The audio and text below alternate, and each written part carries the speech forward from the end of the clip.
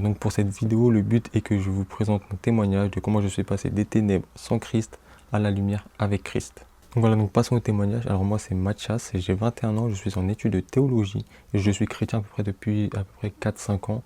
Voilà, c'est arrivé quand j'étais en terminale, en bac pro en 2022 précisément.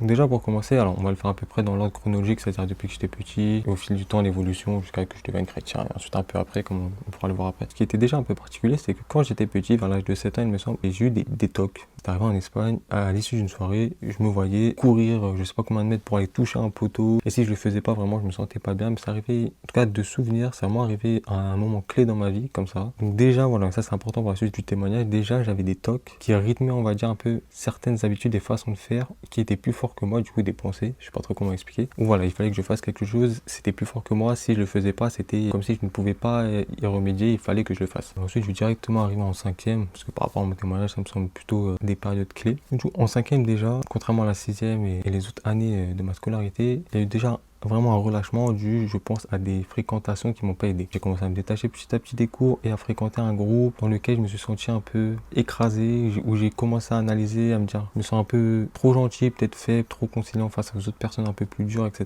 Surtout le monde de l'école, c'est un peu un monde de requins. Du coup, voilà, ça commençait un petit peu les problèmes, les tracas par rapport aux interactions sociales. Il faut savoir quand je suis quelqu'un d'assez timide, qu'on fréquente des personnes qui n'ont pas vraiment le même caractère, ça peut des fois poser des problèmes de cohésion dans le groupe.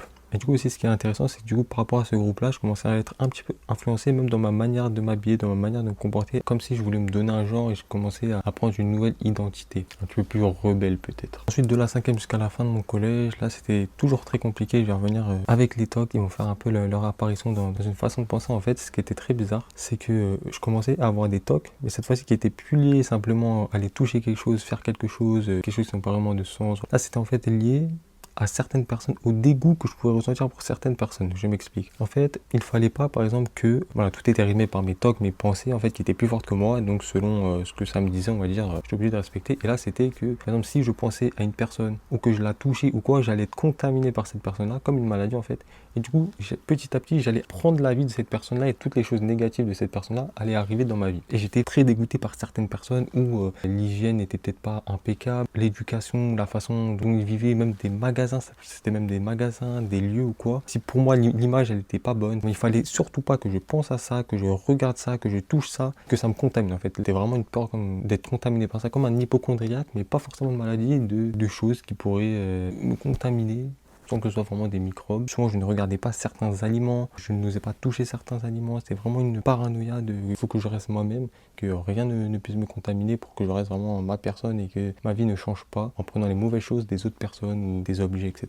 Et du coup, j'ajoute que lié à ça, ces problèmes de contamination, de dégoût, en fait, j'avais mis en fait en place des petits rituels comme les tocs auparavant pour aller toucher des murs, etc. Des rituels en fait qui me faisaient croire que si je faisais cela, j'allais pas être contaminé. Par exemple, je sais pas moi, dire 8 fois une parole qui contrait cette contamination que je pensais, que j'imaginais, ça allait l'enlever. Faire telle chose, mais vraiment en pensée, c'était plus vraiment lié à des actes.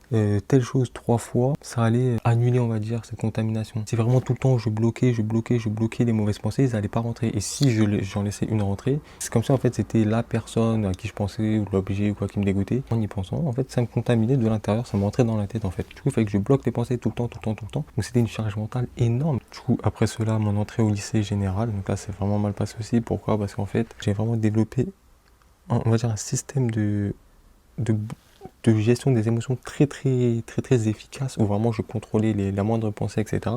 pour pas être contaminé. Donc j'avais une rapidité d'exécution dans mes pensées, un contrôle, on va dire, je sais pas trop comment expliquer, dans mes pensées, qui était tel que du coup en fait, que même quand ça changeait vraiment de sujet, de principe, quand j'étais plus dégoûté par des gens ou quoi, c'était par d'autres types. J'utilise ce même mécanisme-là de rapidité, d'analyse, etc. pour d'autres types de problèmes en fait. Du coup, quand je suis arrivé au lycée général, et ben en fait j'ai eu des problèmes d'intégration. J'ai vu que peut-être que j'étais pas estimé comme je pensais l'être, que peut-être que le genre un peu rebelle que je m'étais donné en cinquième n'était peut-être pas vraiment mon identité, que j'étais peut-être pas identifié comme moi-même je vais m'identifier. Donc j'ai commencé à avoir du coup, on va dire, de gros problèmes de confiance en moi, où vraiment je cherchais à savoir qui j'étais réellement. Et du coup, j'analysais très très rapidement toutes les interactions, ce qu'il pouvait penser, comme une paranoïa. Ah tiens, il m'a regardé de telle manière, ça veut dire qu'il m'aime pas, ça veut dire qu'il a pensé ça sur moi, donc en contrepartie, il faut que je fasse ceci, cela. Petit à petit, en fait, je déplaçais le problème. On est passé des tocs de toucher, on est passé ensuite au dégoût des personnes, mais il y a à travers un peu ce système de tocs. Ensuite, vraiment à de l'analyse très rapide par rapport au regard des autres, à l'interaction, à tout ce qui était intégration sociale, etc. C'est très compliqué parce qu'en fait, je reportais le problème avec mon mécanisme de, en fait, je laissais s'installer la douleur. Je la laissais s'installer, je l'analysais, je la développais en pensée pour vraiment essayer de trouver une solution de comment je pourrais m'intégrer, être bien vu, ce que j'étais devenu vraiment esclave du regard des autres. Et moi-même, en fait, mon analyse de moi-même, c'était à travers ce que je pensais que les autres pensaient de moi. Si les autres personnes pensaient que j'étais faible, moi-même je me croyais faible, etc. En fait, j'étais totalement dépendant aux suggestions des autres sur qui je pouvais être. Du coup, voilà, il y avait vraiment cette paranoïa où, du coup, la moindre chose négative qui aurait pu m'arriver, vraiment, ça prenait toute la place et toutes les autres positifs, on met de côté, on s'en fiche. On va vraiment chercher à régler ce problème-là, même s'il est tout petit. Et voilà, comme j'étais un peu, qu'on peut dire de la parano, je sais pas, j'analysais tout et je démultipliais la gravité de tout. C'est-à-dire un regard de travers, une critique, une réflexion, c'était comme si c'est bon, plus personne ne m'aime, mon estime de moi, c'est bon, c'est fini. Donc j'avais des gros hauts, des gros bas, on va dire, émotionnels. Et du coup, en fait, là est arrivé quelque chose d'intéressant et de très dangereux. C'est qu'en fait, pour rester dans l'identité rebelle que je pensais de moi et que je voulais, et ne pas être considéré comme faible par les autres ou quoi. Donc en fait, tout le temps, j'ai cherché à cacher cette faiblesse, me faisant croire à moi-même que j'étais dur ou quoi, alors que j'avais une gentillesse pas mauvaise, qui est déjà une gentillesse, voilà, peut-être beaucoup d'empathie, etc. Mais qui ne correspondait pas au genre que je voulais avoir, que je voulais adopter, que voilà, l'idéal de ma personne. En fait, voilà, mes pensées me faisaient croire que pour être sûr de ne pas être pris et considéré comme quelqu'un de faible, il fallait que je fasse des choses très graves, des choses très dangereuses. Comme ça, on est sûr que les gens ils vont m'identifier à la dangerosité liée aux actes que j'aurais pu commettre et pas à la faiblesse. Donc, je commençais à m'intéresser aux armes. Donc, vraiment, c'est vraiment quelque chose de pas bien. Je commençais à m'intéresser à tout ce qui était en fait, tout ce qui était négatif, tout ce qui était la mafia, les gangs, tout ce qui était vraiment mauvais, on va dire. Et je commençais à vraiment avoir du plaisir là-dedans. Et à me dire, mais en fait, à voir cela comme ma solution. À me dire, mais c'est ça, le jour où j'ai ça, j'aurai plus de problème. Je serai dans les pratiques dangereuses, donc les pratiques révéleraient qui je suis. À travers les pratiques, les gens ne pourraient pas penser que je suis faible si je pratique de tels faits, on va dire, de tels actes. Des personnes connues pour des faits, on va dire, mauvais, ça devenait pour moi des exemples. Parce que je voulais être ces personnes-là. Pour moi, c'était la solution, c'était la force. Et je commençais à aimer ça, cette noirceur-là, cette dangerosité, en fait. Ensuite, j'ai changé de lycée, car au niveau des notes, ça se passait pas bien. Je n'ai pas pu continuer, parce que en même temps, j'étais tellement pris dans mes pensées, etc. Et depuis la 5e, depuis que j'avais, on va dire, intégré ces mauvaises fréquentations, j'avais commencé à avoir vachement diminué le quota de travail personnel et aux devoirs. Donc bah forcément au lycée ça ne suffit pas, je suis arrivé en bac pro, en internat, là toujours les mêmes mécanismes, analyser le regard des autres, à croire que je suis faible, donc voilà, justement là c'est une nouvelle chance, j'arrive dans un nouveau lycée, il faut que je montre que je suis fort, au moins voilà, on met la faiblesse et ce que pouvaient penser les anciens gens derrière. Là je vais rencontrer une nouvelle personne, donc il faut direct que je me marque, que je montre que je suis quelqu'un de fort.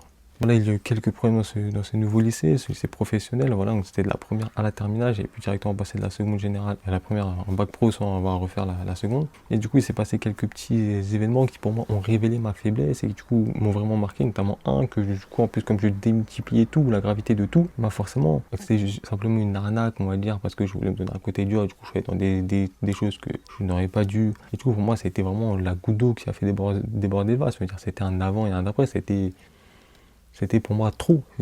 C'était dans ma tête, je ne veux plus revivre une humiliation pareille, une humiliation, voilà, selon moi. Donc c'est bon, c'était la fin du monde. Là les gens, c'est sûr qu'ils n'allaient pas m'aimer ou me considérer. Là, il fallait que je remonte la barre encore plus et que là, vraiment, il fallait m'identifier comme une personne dangereuse pour vraiment repasser de l'autre côté. Le but, c'était vraiment de dire, bon, bah, maintenant, dangerosité, c'est bon, là, je fais ce que je veux. Il fallait essayer de me convaincre moi-même que je suis quelqu'un de de ferme, confiance en moi, serein. Et du coup, en fait, c'est là que ça commençait à devenir, par la terminale, peut-être assez dangereux. En fait, c'est là où j'ai commencé, on va dire, à changer peut-être même mon comportement. Ou vraiment, à la suite un peu, on va dire, de cet événement-là, mon évolution, je commençais à faire un peu de musculation, etc., à prendre un peu confiance en moi, en restant moi-même la personne gentille que j'étais. Peut-être que ça devenait dangereux dans le sens que moi qui valorisais le mal, là où vraiment je me croyais de plus en plus, on va dire, puissant, costaud, mature, avec le bouc, etc.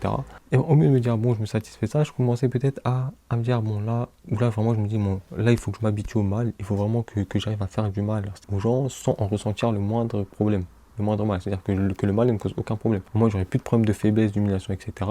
Le mal, c'est moi qui va gérer, c'est moi qui va dominer. Ça va être moi la personne dangereuse que je rêvais, voilà, ce qui est vraiment mauvais. Parce que du coup, là, j'avais, on va dire, cette puissance dont je croyais avoir qui se développait. Donc, c'est pour ça, petit à petit, je vais raconter, mais je commençais à me tourner vers Dieu, donc ça a changé. Sinon, je ne sais pas où j'aurais pu arriver comme ça. Parce que j'aurais pu commencer à rentrer dans un système de je suis dangereux, donc là, j'y vais pour vraiment remonter la barre, etc. J'ai confiance en moi, ça y va. Donc, comme je valorisais le mal, quelqu'un de très dangereux. Après, d'un côté, j'avais un côté où je restais quand même naturel et comme j'avais confiance en moi, comme si j'avais moins besoin de ce côté très dangereux parce que je croyais en moi-même que le travail était déjà un peu fait parce que voilà, j'étais musclé, bon, j'étais serein, donc voilà. Mais en tout cas, je restais quand même très sensible au regard des autres, tout le temps à vouloir se donner un genre, être très dur, où voilà, je fixais les gens pendant très longtemps jusqu'à qu'ils baissent, parce que si c'est moi qui baissais le regard avant, c'était moi qui avais perdu. Mais pour moi, c'était nécessaire, parce que si je ne faisais pas du mal, les gens allaient me considérer encore comme faible. Sauf que du coup, petit à petit, il y a une famille,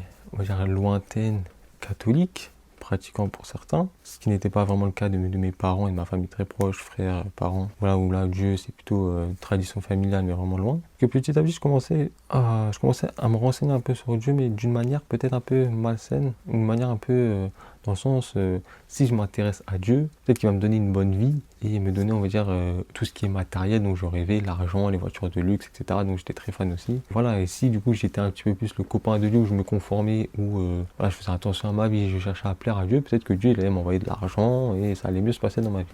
Donc j'ai commencé voilà, avec cette pensée-là et chercher à évoluer, voir un petit peu ce qui était les péchés, ce qui était bien, pas bien, et petit à petit, j'ai cherché un peu à m'y conformer. Tout de même si l'objectif était malsain, je commençais à vouloir plaire à Dieu d'une certaine façon. Donc il y avait une différence avec avant où Dieu vraiment c'était vraiment pas les périodes dont j'ai raconté avant, collège, primaire, lycée, etc. Dieu c'était vraiment pas, on va dire, ma priorité du tout. Je pensais à peine, je veux dire c'était même pas quelque chose qui faisait partie de ma vie. Peut-être qu'à un moment même je me serais considéré comme athée. Mais petit, où ma famille lointaine, ma grand-mère nous parlait de Dieu, mon frère et moi, donc moi il y avait quand même une identité chrétienne qui était quand même en moi, dans laquelle je pouvais, je pense, si on m'interrogeait, peut-être m'identifier.